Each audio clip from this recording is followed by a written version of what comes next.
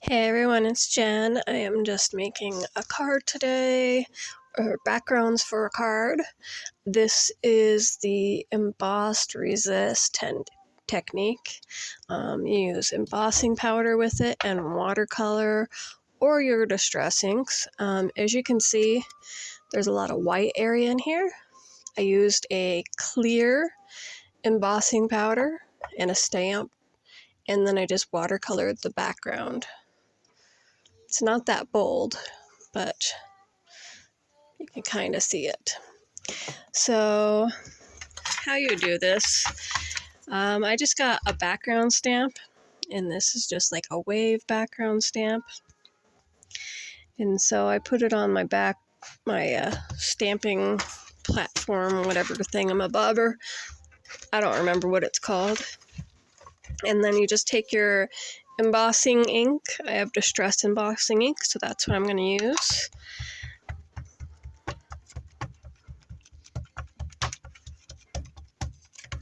And I'm just going to make sure it's really good and sticky. It's got all the sticky embossing ink on there. Okay. Make sure my piece of paper.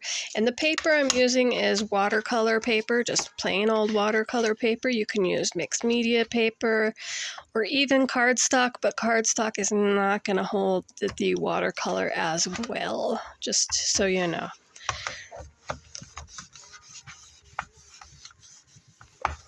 Just push that down, make sure it makes contact.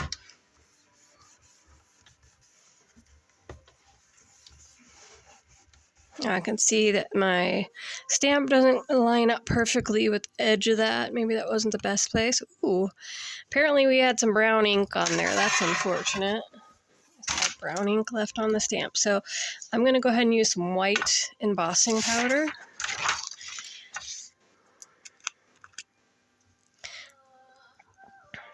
I need to remember to clean off my stamps in the future. Oops. Okay.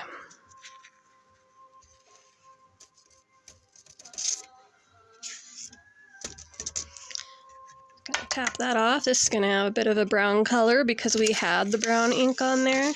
It'll end up pastel brown because of the white. You can use any color embossing powder, but I prefer either white or clear. That way the white area pops through, because we want that white in there. Unfortunately, this one's gonna be brown. So what you do is you just heat that embossing powder up.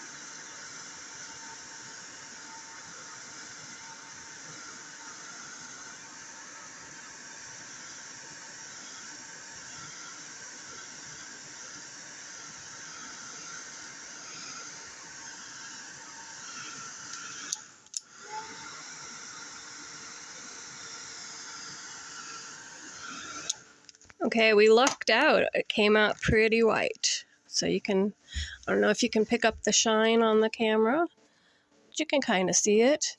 I also did one here like this. And all I did was I taped my stencil down and then smooshed the ink onto there. And sometimes you got to give it a little wiggle just to make sure it gets all the ink in there. And then I embossed it. So what I'm going to do, you can use watercolor, of course, but I have these inktense blocks. Inktense is like a watercolor, but once it's dry, it's permanent. The color's not going to pick back up. So I'm going to go ahead in here.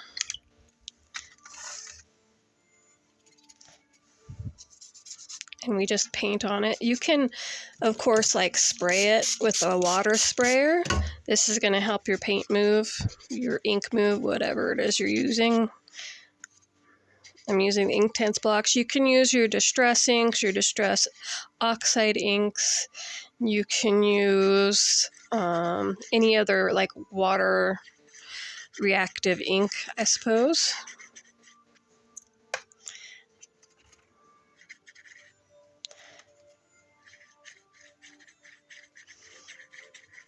Just have fun and play. It's not have to be perfect by any means. And I'm just using the Inktense blocks like a watercolor.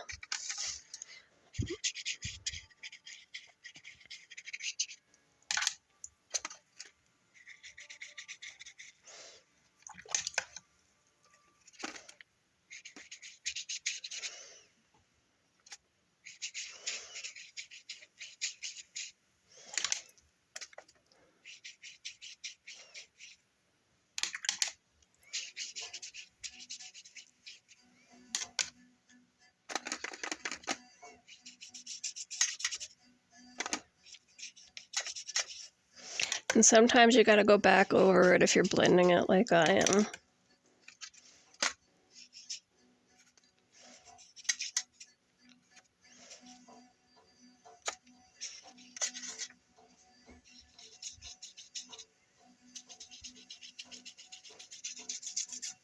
Okay.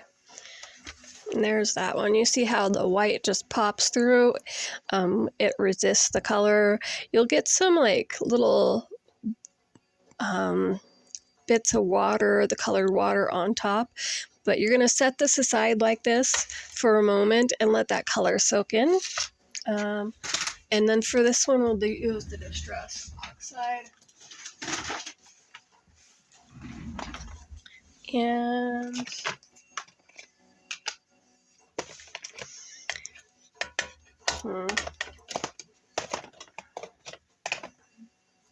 I'm gonna use some colors I never use. So the fossilized amber,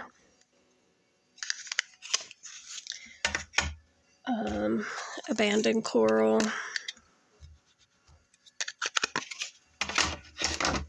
and then candied apple. We're just gonna try that. And then I'll just mix these right here. And I'm gonna spray this. It just makes the colors move better if you spray it. It's nice and wet.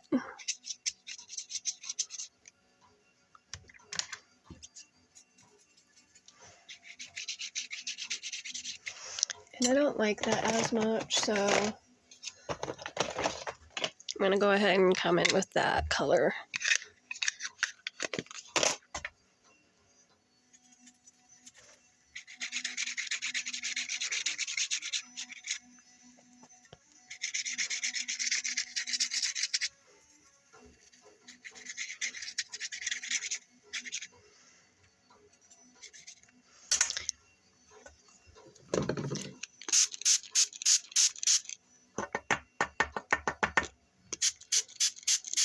I'm just going to cause that to drip just a bit, just to get the colors all mixed up in there.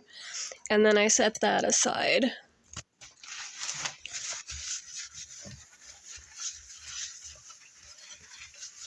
Clean up our mess there. Okay.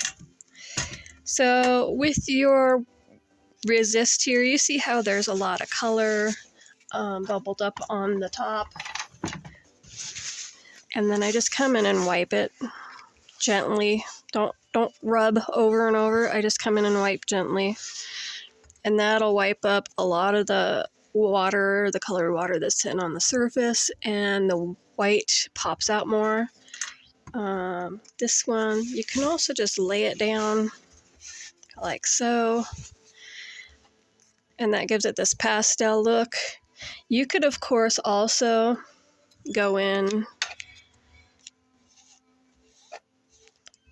like so,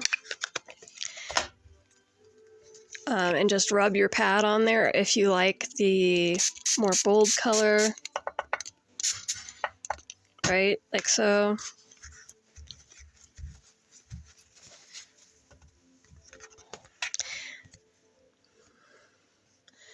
And that's pretty much it. If you don't have a background stamp, use a stencil. And if you don't have a stencil, just put a bunch of different stamps on it, or use the same stamp over and over and over and over and over, and make a pattern in the background if you choose to do that. This is the card that we made. Let me know what you guys think. I hope you'll enjoy this, and I hope you enjoy swapping with me over at Safe Haven. Have a beautiful day.